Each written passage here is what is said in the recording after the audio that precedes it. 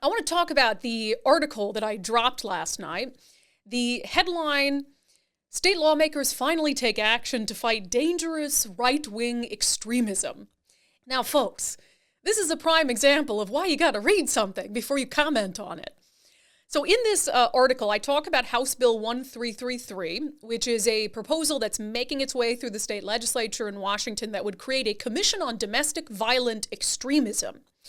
And this is essentially in response to a study that was done by the Office of Washington State Attorney General Bob Ferguson that looked at the need to address increasing radicalization following the January 6th Capitol riot in our nation's capital. So in this article, I go through in detail all of the horrible examples of right-wing extremism that have played out in Washington state over the past 10 years, such as the right-wing extremists who took over 6 square blocks of Seattle, dubbed it an autonomous zone, attacked a police precinct, carried around weapons of war that were handed to them from the trunk of a car.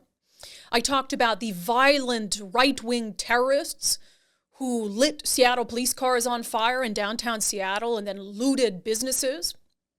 I talked about the right-wing extremists who would terrorize the city of Seattle every year on May Day, interrupting peaceful worker and immigrant rights marches. I talked about the right-wing lunatics who firebombed the building of a police union headquarters in Seattle. And of course, I did that because all of those things were actually perpetrated by the far left. And the intent of my article, in case it was lost on some of you, was to shine a spotlight on the glaring hypocrisy of this Domestic Violent Extremism Commission and the purpose of it. I'm not saying that there isn't political violence across the spectrum. Of course there is. I'm very outspoken about what I think about January 6th. And I have also seen firsthand for many, many years as a journalist in Seattle, the blatant, brazen acts of domestic extremism from far-left groups like Antifa. I mean, if any reporter in Seattle knows that better than me, I'd like you to tell me who. I mean, I've been mobbed by Antifa, I've been assaulted by Antifa, and this is going back years. So my point in laying out all these individual examples and attributing them to the right wing was because I wanted to show how hypocritical this commission is. Here you have a report done on right-wing extremism. You're in the process of establishing a commission that clearly is just going to look at white supremacy and radicalization and stuff in there to protect election workers, all stuff that is in response to, yes, political violence from the right, but that completely ignores the political violence from the left that Washington state has endured for more than a decade. And so I noticed that not everyone was getting, and some people understood that it was sarcasm, but thought I did this article to be funny. No, I did it to show just the glaring hypocrisy. If any of those things that I mentioned had actually been perpetrated by the far right, can you imagine the outcry?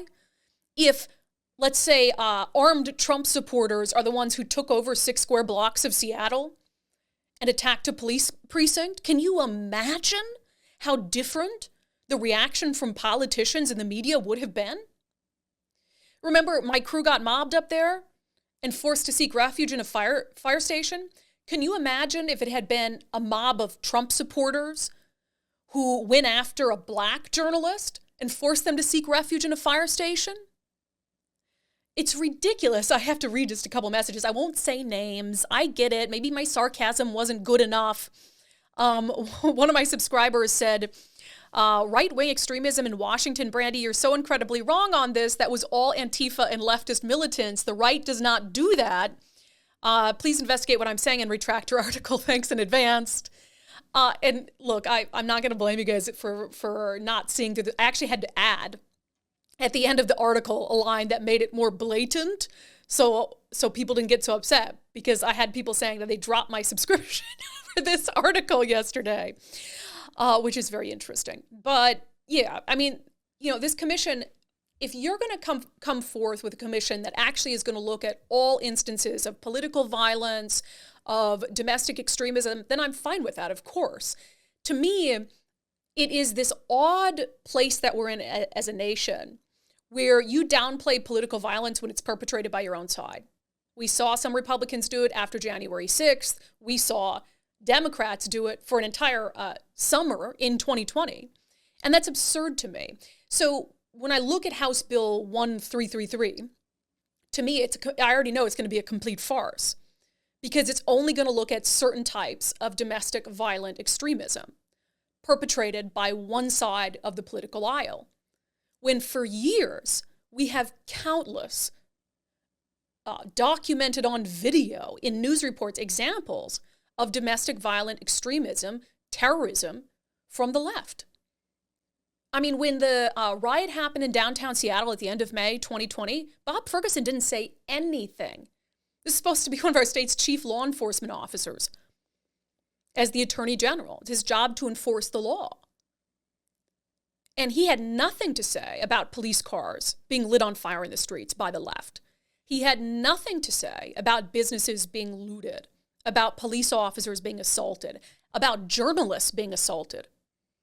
I mean, Bob Ferguson, someone who is trying to ban law-abiding citizens from owning semi-automatic rifles, had nothing to say when, during that riot, two left-wing members of the mob stole rifles out of Seattle police cruisers. So now, fast forward 2 years, and he wants to set up this Domestic Violent Extremism Commission when he won't acknowledge any form of extremism from the left is deeply disingenuous. Again, I'm fine with investigating acts of political extremism, but you don't get to pick and choose.